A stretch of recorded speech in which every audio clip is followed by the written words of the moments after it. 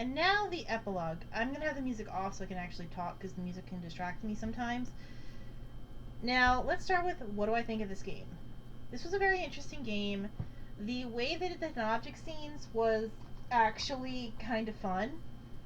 Because it wasn't just, oh, you poke around and you find thing like usual. Like, it had a lot of puzzle elements, and it was more puzzle than just poking around. Like, Dark Dimensions kind of does that, but this one actually took it to like another extreme and actually made it a lot more interesting and made it focus on what you had to find with like actual naturalistically environmental things in there. So, I'm gonna be honest, I kind of liked that. The story was very interesting. The idea. And they didn't make them like 100% flawless either. I liked that because usually, like, when they do the, oh, this person can predict if someone is going to like die or live or whatever. Um, it's flawless. It's like they're never wrong, and you are being selfish trying to save this person. Here, it is literally, oh, we don't know if they're not right all the time. If they make a mistake and they just brush it off as, oh, it was oops, we made a mistake, we just killed one person. But if we're right, we save thousands of people, and there's a chance they'd never know. When you think about with the logistics of the whole situation. But the thing about it that caught my attention very quickly was the fact that they did that because then it feels more like, well, I should save this person because if they're wrong, then they're not saving how many lives or whatever. They are literally killing somebody for no apparent reason except some stupid cultish ritual. Like, yes, there's some supernatural thing, but it's clearly not flawless, and there is probably a better way of doing it, like telling them. And the bonus game kind of made you wonder, is it true or is it not? Because they had the supernatural shit happening. Although clearly this gravedigger, none of them were gonna kill anybody, blah blah blah blah blah. And it was a prank in the end for us. So that's good. That's like, yay, it was a prank. But then you see that it's like maybe he's real, or that's just a goofy ass stinger to kind of make you think. The other thing is that that newspaper article, it's never explained if it's really written by the person that was supposed to die, Jessica, or somebody else, or if it was a fake article, because they could have planted it there to kind of add validity to the story. Um, so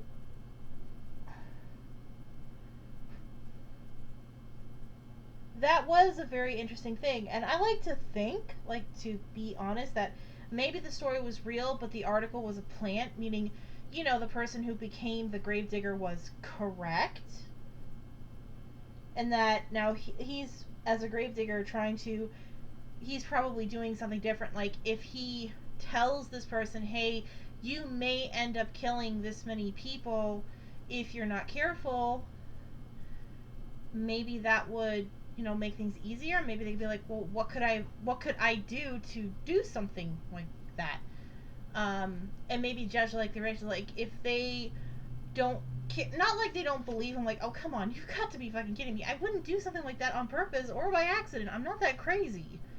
But more like they don't give a rat's ass, or like, whatever, probably had a good reason for it or something. Then maybe then they could judge that this person is probably gonna do this on purpose. um let's bury them. Let's just get them out of society. At the very least, we're saving somebody a headache. That said, let's check the extras. Now we can look at the concept art, because this is part of the fun. So we got the areas, location. I want to see like actual people concept. What's this? Ah, was this where you're supposed to originally meet the dude? That is a creepy image.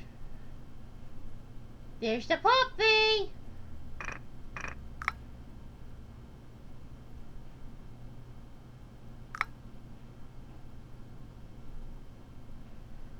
Oh, the sheriff would have been in the tomb with you at the original idea.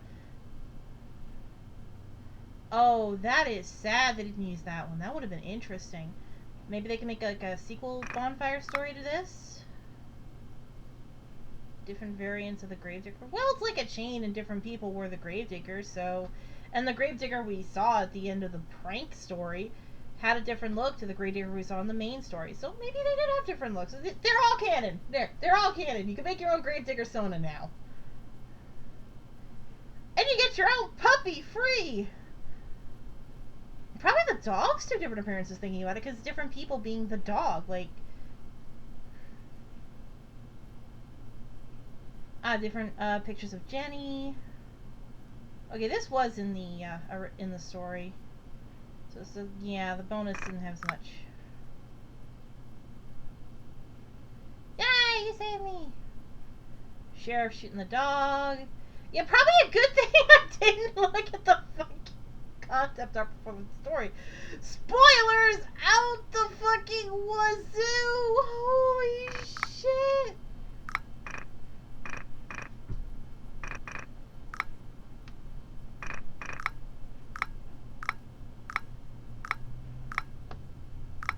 Hey, Butterball. My cat says hello because he loves me. Dude, that would be my wallpaper. That is like a badass one, but I have a wallpaper I like right now. Or in that one, just people telling a story. That is a good picture, I will admit.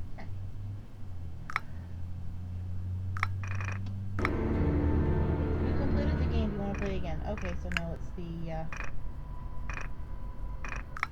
the same thing.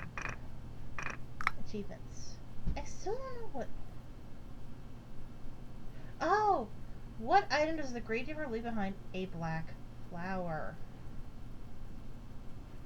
Okay.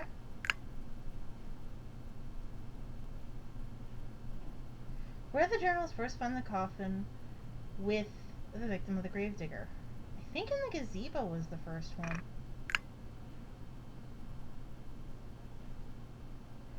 What happens to the player character? Either it's no one knows or became a gravedigger. So I'm gonna go with no one knows.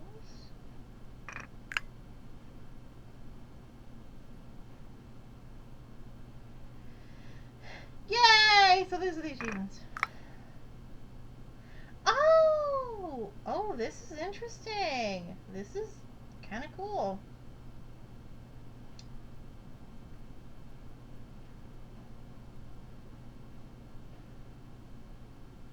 Wait, that goes on the bottom actually.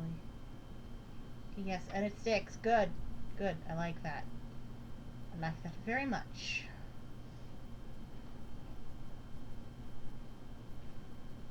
Let's get all the non-edge pieces in a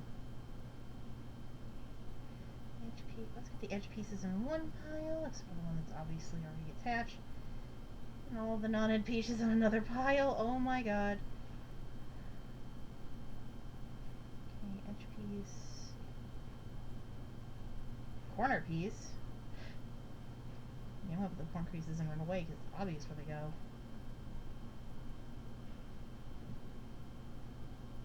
Now I understand. Stupid thing was like they're puzzles within themselves. So again, it's a good thing I didn't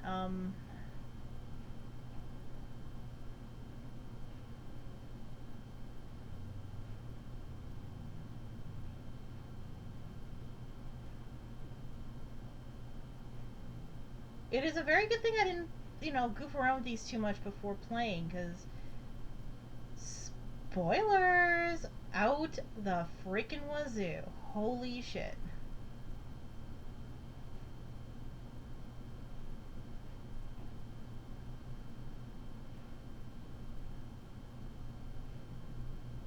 Corner.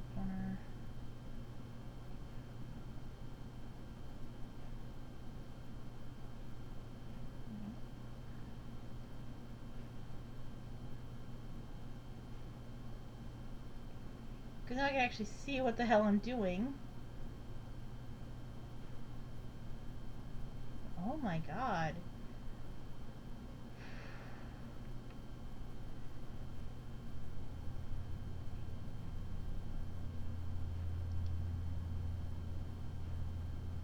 Now here's my next question, by the way.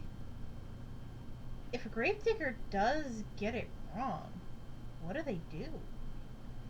Do they just brush it off, or do they try to make amends for it? I mean, to get something that serious, that fucking wrong, that's a fuck up to like the nth degree.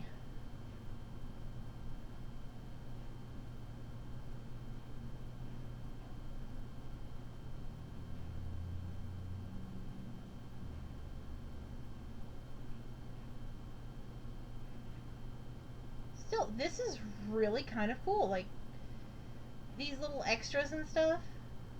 This is gonna run a little long because I want to finish out like these achievements. I know there's no achievement for getting all the achievements, but dude.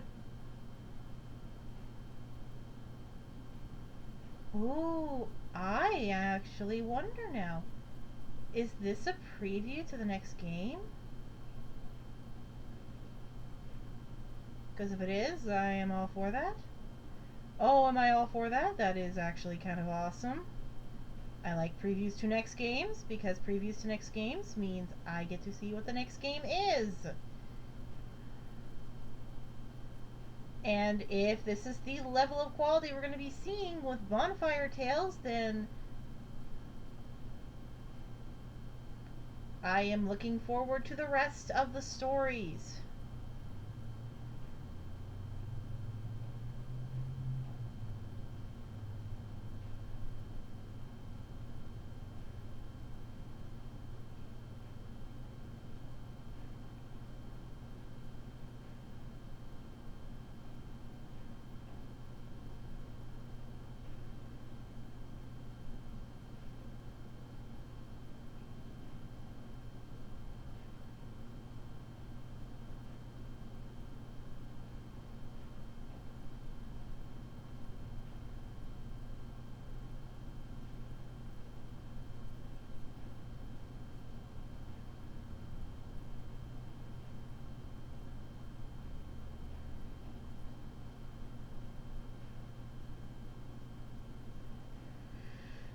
And I'm wondering if they're going to actually keep the plot device they have of like a group of friends just telling these tales.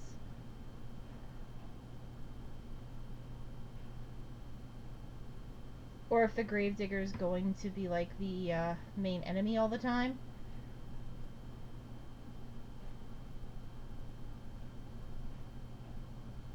This looks like it's not a preview, it's just the gravedigger attacking somebody from the looks of it.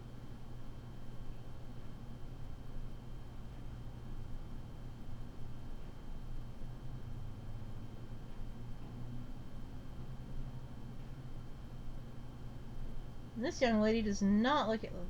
Is it? Yeah, it's a lady. I think it's a girl.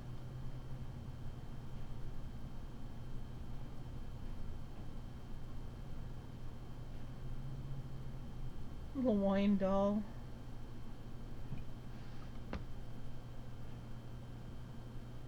Ooh, to be continued. Maybe this is a different character.